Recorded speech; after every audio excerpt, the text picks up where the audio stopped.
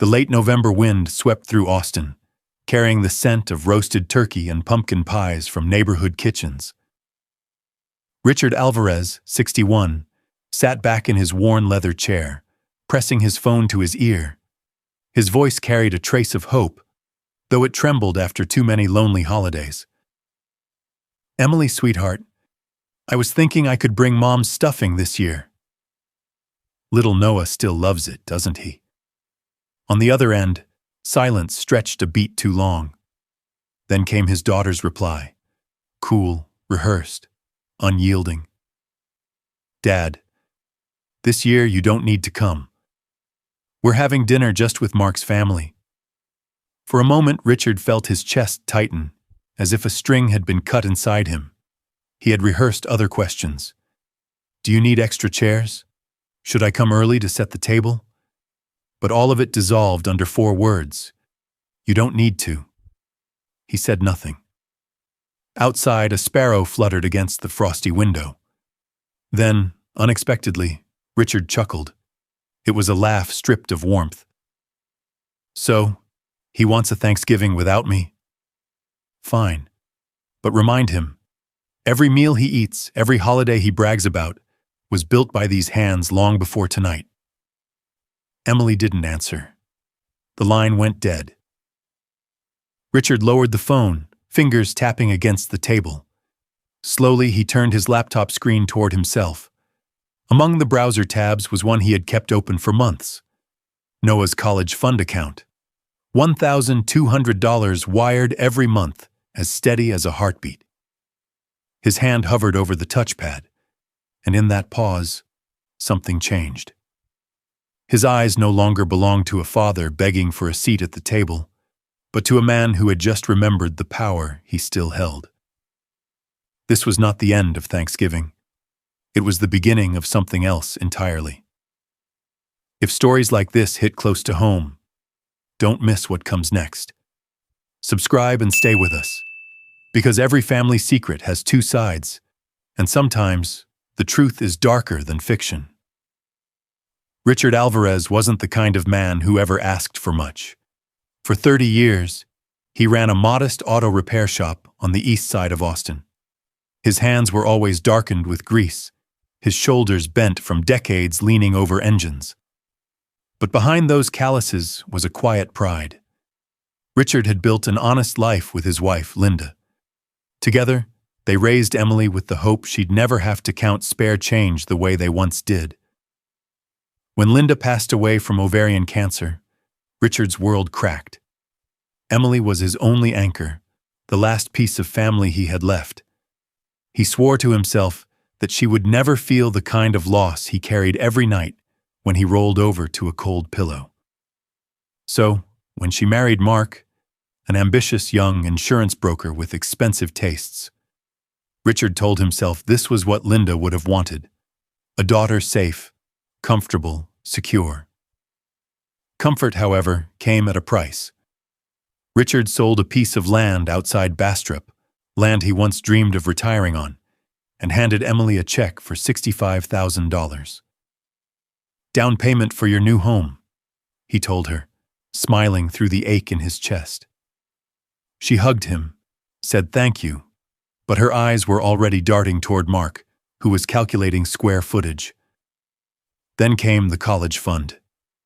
Every month, like clockwork, Richard wired $1,200 into an account for Noah, his grandson.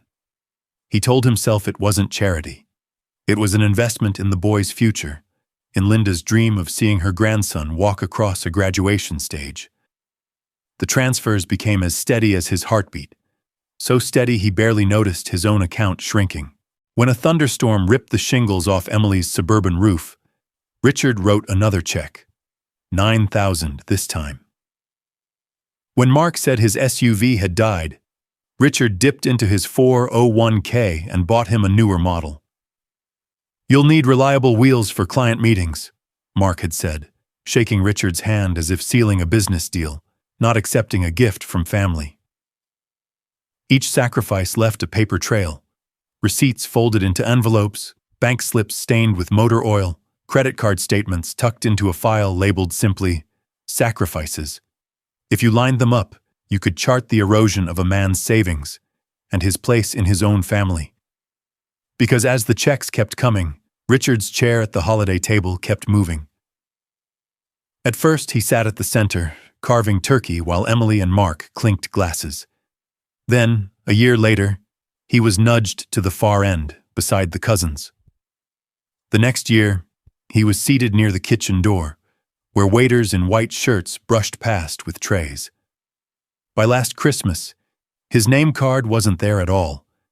He had given them everything: land, money, time, labor, until his fingerprints were on every polished surface of that house. The hardwood floors? Paid by him. The stainless steel appliances? Paid by him. Even the SUV parked proudly in the driveway had rolled off the lot under his signature. And yet, when Richard looked at family photos framed in their living room, he noticed something chilling. With each new portrait, he seemed to shrink, moved farther from the center, fading like an afterthought.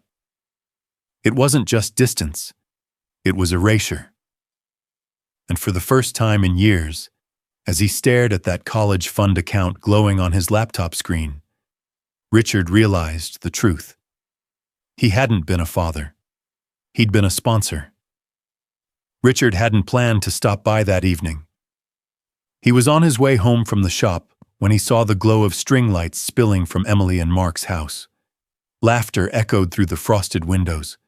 Something tugged at him, a father's instinct, or perhaps a masochistic need to see the family he'd been barred from joining. He parked his truck at the curb and walked up the driveway he'd paid to resurface. The front door, as always, was unlocked. Emily used to say it made the neighborhood feel safe.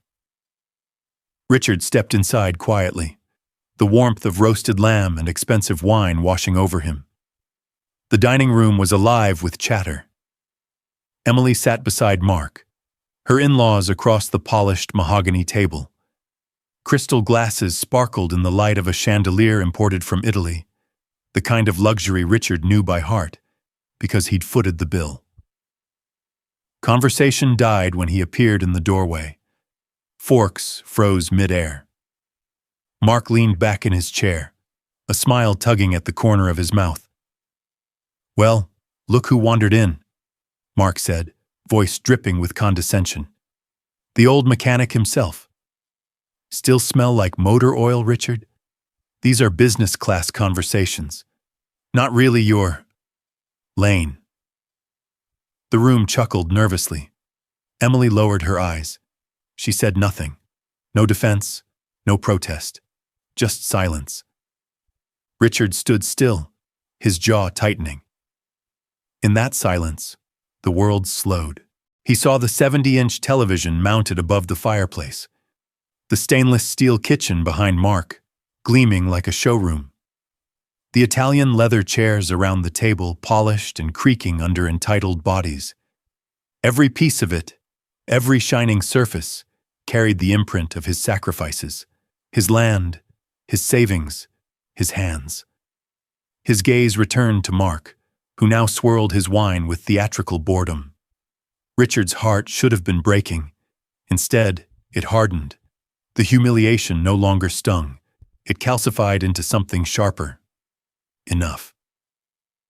He looked at Emily, still avoiding his eyes, and spoke softly, almost to himself, but loud enough for the table to hear. "Enjoy your dinner. It's the last one you'll eat on my dime." Then he turned, walked back through the doorway, and let the front door close with a final, echoing click. Outside, the December air bit at his face, but for the first time in years, Richard felt something hotter than shame. Resolved that night, Richard didn't sleep. The words, "Not your lane," kept echoing in his head, dripping with Mark's smugness, but humiliation had already transformed into something sharper. At midnight, he rose from his chair and walked to the hallway closet. Behind a stack of spare blankets sat a steel lockbox.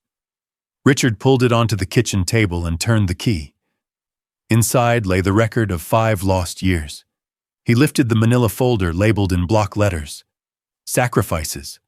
Receipts folded and refolded. Mortgage stubs with his signature. Bank slips streaked with grease from the shop. A credit card bill showing the SUV purchase.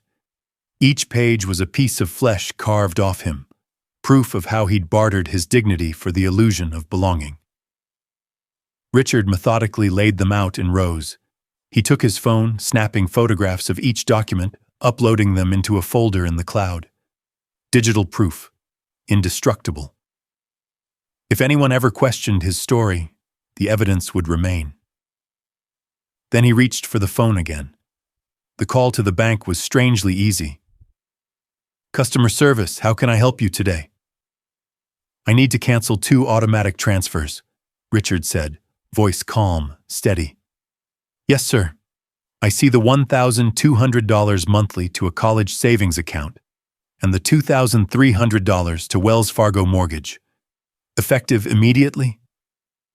Richard looked at the table covered in sacrifices, then out the window toward the house he had built, but no longer belonged in. "Effective immediately," he replied. Click. Done. For the first time in years, no more bleeding. Richard gathered the paper copies, carried them out to the backyard, and opened the lid of his old barbecue grill. He struck a match, touched it to the corner of a receipt, and watched the flame spread. One by one, the documents curled, blackened, and turned to ash. Smoke rose into the night sky like ghosts finally released. Standing there, the firelight flickering against his weathered face, Richard whispered to himself, "Gifts are not chains. And I'm cutting them, not because I'm broke, but because I want to be free." The very next morning, Richard's phone buzzed. Emily's name flashed across the screen. For a brief second, he wondered if last night's fire and ash had somehow reached her, if she had sensed the shift. "Dad," she said briskly. No greeting, no warmth.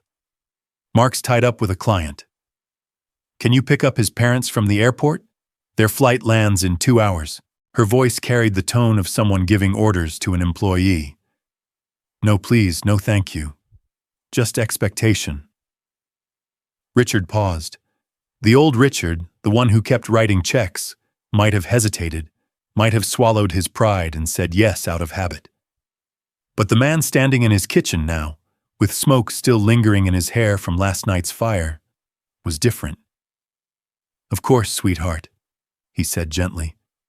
"I'll take care of everything." Relief slipped into Emily's voice. "Good. Alaska Air, Flight 227. They'll be at baggage claim, Carousel 3." Richard hung up. Then he set the phone face down on the counter, turned on his old record player, and let the smooth hum of Coltrane's saxophone fill the room. Instead of driving to the airport, he opened the fridge, pulled out a rack of ribs, and set them on the grill. The crackle of fat meeting flame mixed with jazz, wrapping the house in a rhythm that felt like freedom. 5 minutes passed. The phone buzzed. He ignored it. 5 calls, 10, 20. Each time the vibration grew more frantic, more insistent. Richard glanced at the screen once, saw Emily's name again and again, then pressed and held the power button. The phone went dark. He leaned back in his lawn chair, sipping sweet tea, the smoke of the ribs curling upward into the blue November sky. A smile tugged at the corner of his mouth. At that exact moment, across town, Mark's parents stood stranded at Austin Bergstrom International. Their designer luggage piled around them, they scowled at the arrivals board, dialing and redialing the number of a man who was no longer at their service. Eventually, they surrendered, hauling their bags toward the taxi line. For the first time, Richard wasn't the one left waiting. The headlines hit the stands before Richard even opened his shop that morning. Mechanic abandons elderly couple at airport before Thanksgiving storm. His name was right there in bold. Richard Alvarez. He stood in line at the corner gas station, holding the folded paper in hands still stiff from yesterday's labor. The clerk gave him a look, half curious, half judgmental, before bagging his coffee. Back at home, Richard sat at the kitchen table, spreading the article flat. Each sentence was a blade. The piece described him as a confused older man, possibly suffering from cognitive decline, who had cruelly left Mark's parents stranded at Austin Bergstrom International while a winter storm warning loomed over central Texas. Richard frowned. Winter storm warning? Yesterday had been clear skies and 60 degrees, a perfect day for grilling ribs. The article quoted Mark's father, Harold, calling the experience traumatizing and dangerous. Harold claimed they had been forced to haul heavy luggage through frigid winds before finding a taxi. His wife added that they feared for their safety, abandoned by family. The words twisted Richard into a caricature. Not a father, not a man who had sacrificed his savings, but a reckless, unstable old mechanic who no longer belonged in polite company. By mid-morning, the fallout had begun. One of his longtime customers left a voicemail canceling their service appointment. A neighbor waved stiffly, then turned away too quickly. At the shop, an employee asked carefully, "Boss, is everything all right?" Richard poured himself a cup of coffee, black and steaming. He read the article again, slower this time. Each exaggeration, each omission stood out in sharp relief. Not a word about the 5 years of mortgage payments. Not a hint of the college fund transfers. Nothing about the roof, the SUV, the sacrifices. Just one narrative. Richard Alvarez, the villain. He leaned back, staring at the ceiling, listening to the creak of his old house. For a moment, the weight of it pressed on him. They had turned him into a public enemy with a single phone call to the right journalist, and people were buying it. But then, slowly, a smile crept across his face.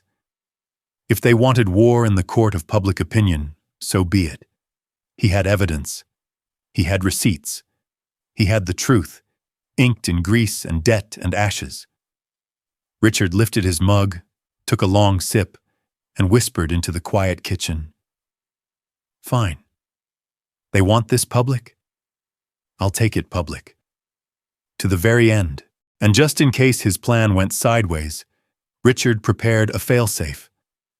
He composed an email attaching all the documents and drafted a message. The truth behind the Alvarez family scandal. He scheduled it to send to over 200 local contacts.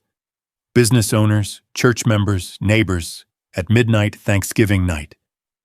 If he didn't come home, if something stopped him, the email would go out automatically. Standing in the middle of his garage, sweat still on his shirt from the gym, Richard looked at the wall of evidence. For the first time in years, he wasn't just reacting. He was playing offense. 7 days until Thanksgiving. 7 days until war. Thanksgiving night was cold and sharp. The kind of night families gathered under warm lights to give thanks. Richard parked his truck across from Emily and Mark's house. Through the windows he saw shadows, glasses raised, forks shining under the chandelier. 15 guests. A perfect picture. He straightened the navy suit he hadn't worn since Linda's funeral. It fit tighter now, but carried memory and dignity. Briefcase in hand, he crossed the street and pushed open the unlocked door. The dining room fell silent. Emily's wine glass froze mid-air. Mark's smirk vanished. Harold and Diane went pale. 15 faces stared as Richard stepped forward. "Good evening," he said evenly, setting the briefcase on the sideboard. "I hope you don't mind if I join." "Dad?" Emily whispered, panic rising. Richard ignored her. He opened the case and slid manila folders across the table, one for each guest. Paper rustled loud in the silence. "Receipts," Richard said. "Mortgage payments, college funds, renovations, cars, 5 years of my life, heads bent." Confusion turned to disbelief. Highlighter marks blazed from the numbers. At the end of the table, the business council president cleared his throat, eyes locked on Mark. Mark, is this true? Mark's lips moved, but no sound came. Harold gripped the tablecloth. Diane's pearls seemed to choke her. Richard's voice cut like steel. I paid for this house. For the food on this table. For the chairs you sit on.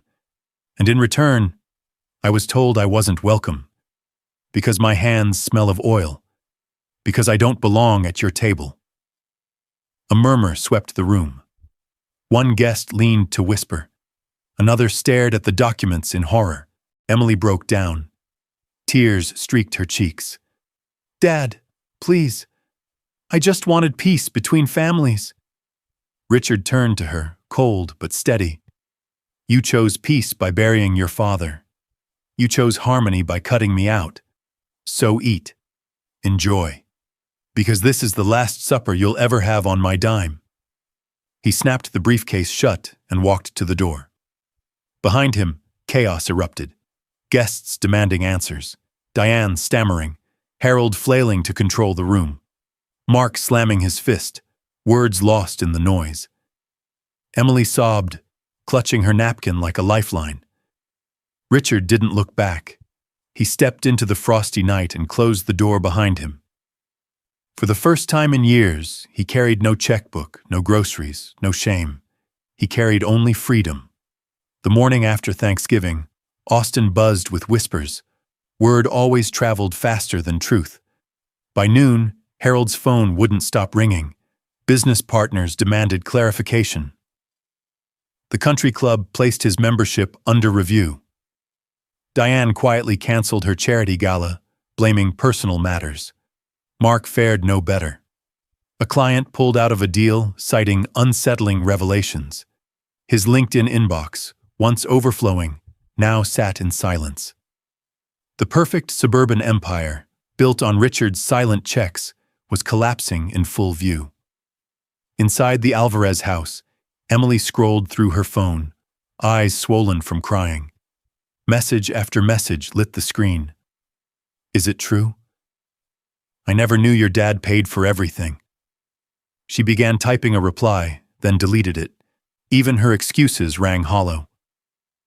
Meanwhile, Richard sat at his kitchen table, a mug of coffee warming his hands.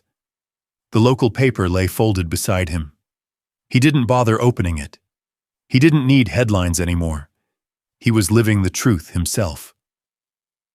Through the window, neighbors passed by, their glances different now. No longer pity, something closer to respect. His phone buzzed again. Another voicemail from Mark. His son's voice cracked with desperation. Dad, please. Can we talk? Just tell me what to do. Richard let out a long breath he hadn't realized he was holding. He didn't pick up. He didn't need to. The dominoes had already fallen. 3 nights later, there was a knock at Richard's door. Not the angry pounding Mark had left behind. This one was softer, hesitant, almost apologetic. He opened the door and saw Emily. Her face was pale, her eyes swollen from tears. She looked like someone who had been emptied out. Dad. Her voice cracked. Can I come in? Richard stepped aside. She sank onto the couch, twisting her hands together, struggling for words. The silence stretched until it broke under her sobs. I'm sorry, she whispered. I thought if I kept peace between Mark's family and you, everything would stay together. But I was wrong. I lost both. I lost your respect, and theirs. And now I don't know how to fix it. Richard watched her, the same daughter he once carried when she scraped her knees, the girl who once thought he could fix anything. Now she sat before him, broken by her own choices. Emily, he said quietly, parents don't need paychecks. We don't need gifts or down payments. What we need is respect, and you lost both, because you chose the wrong values. Tears spilled down her cheeks. Can you forgive me? Richard leaned back, his voice steady, touched with sorrow but not anger. I already have. But forgiveness doesn't bring back money. That's gone.